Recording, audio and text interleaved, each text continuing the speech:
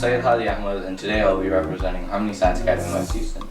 To start off, my project is about paraxial ray optics, which is the manipulation of light through a medium. So here's the board that I made after conducting various formulas and going through different trial and error. If you look up here, you'll see my work. The power of the lenses we used was positive 10 and positive 20. And this formula calculates the space between these two sets of lenses, which we got to be 30 centimeters. And 15 centimeters on either side is just the addition of the focal lengths of each of these lenses. Now, if you look at the model over here, you'll see this is where the converging point occurs, and that is known as the focal point. This is basically where the object will disappear through the lenses. And over here it diverges once again to converge at the end. And that's basically where all the invisibility is occurring in my project.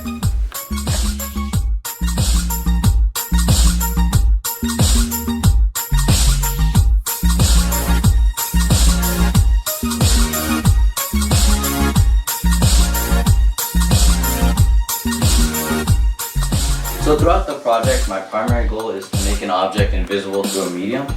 And the tools we use for this are pretty basic.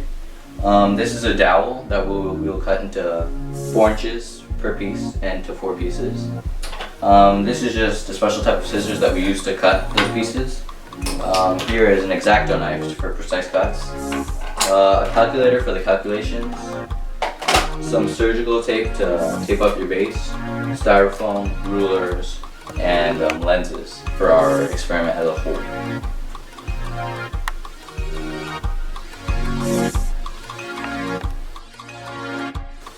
So the way I set up my board was pretty simple. You can use a variety of household tools except the lenses. First I got a dowel and I set points at 4 inches from each other. And the reason I do this is because you need to have an exact height for each of these on your board. And so I cut them at 4 inches with a saw.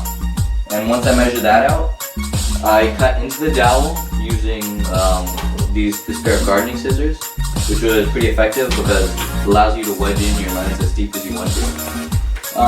Lenses were probably the most difficult thing to procure. I got mine from the University of Houston.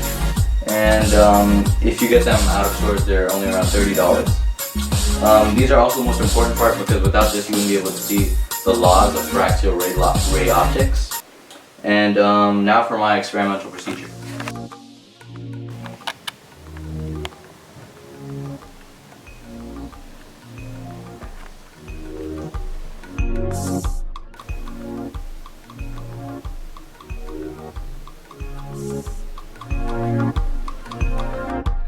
The real-life applications of these concepts are pretty expansive. For example, in hospitals, surgeons can use this type of equipment if they alter the concepts a little to ensure that while they're operating on someone, they don't have to see their own hands get in the way.